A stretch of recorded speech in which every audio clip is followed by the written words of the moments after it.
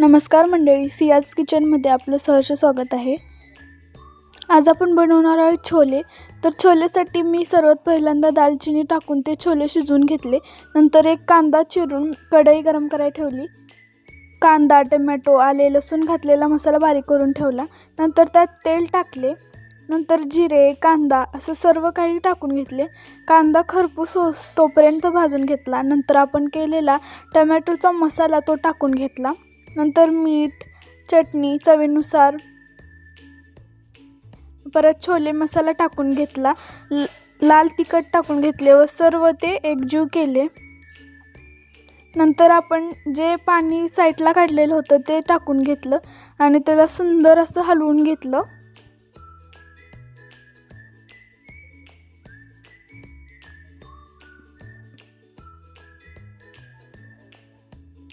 नंतर लिंबू चिरून त्या छोलेमध्ये टाकून घेतला। लिंबूने अतिशय सुंदर स्वाद येतो।